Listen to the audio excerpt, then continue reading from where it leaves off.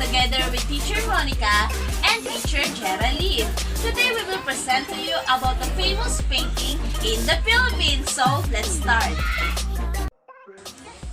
This painting was called The Progress of Medicine in the Philippines, and it was work of Batang Francisco.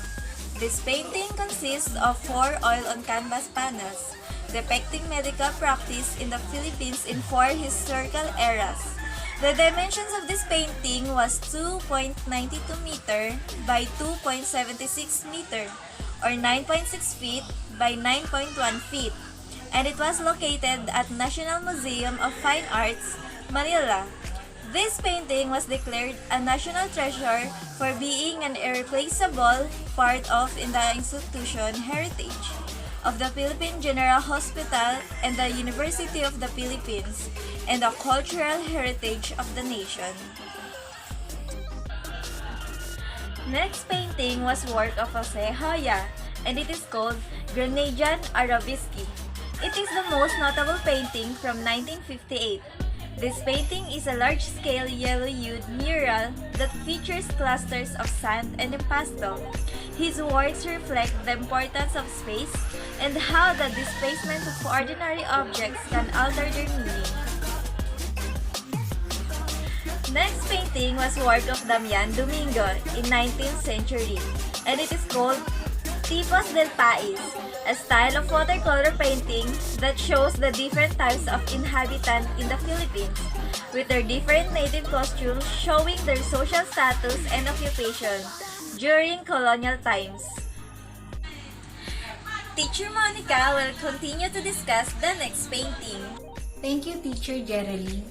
One of the famous paintings in the Philippines is the Underwater Wilderness, Puerto Galera 4, in 1986 by Pasita Abad. It shows an artistic painting of the underwater wilderness.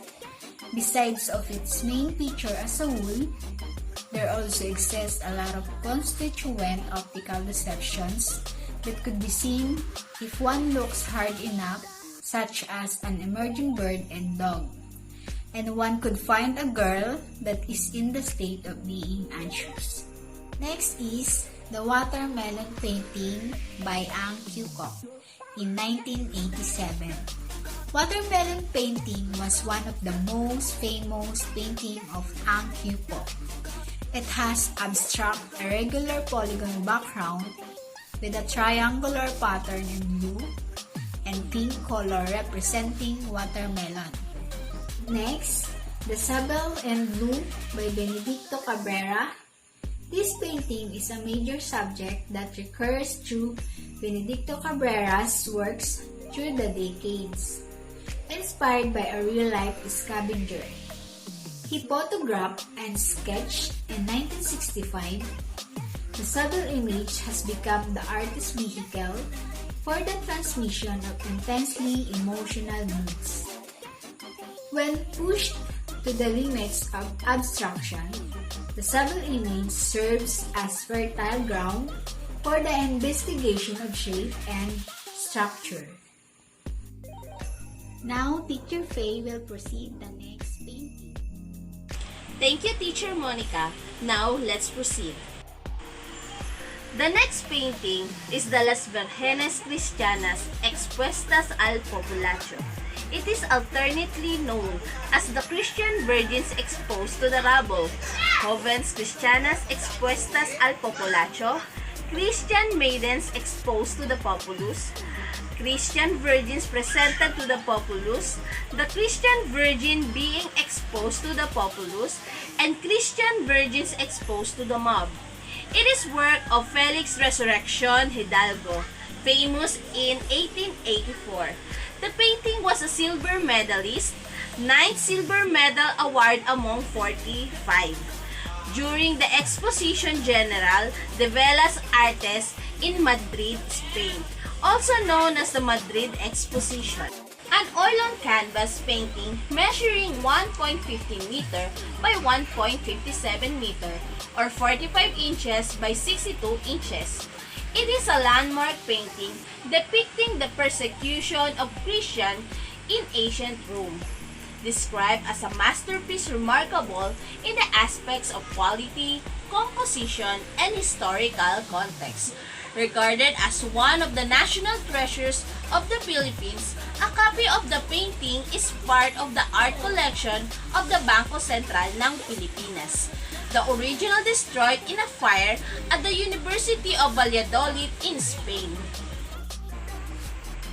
Next, The Women and Landscapes by Fernando Amorsolo. Best known for his illuminated landscape, which often portrayed traditional Filipino customs, culture, fiestas, and occupations. His pastoral works presented an imagined sense of nationhood in counterpart to American colonial rule and were important to the formation of Filipino national identity. The last is the Espolarium.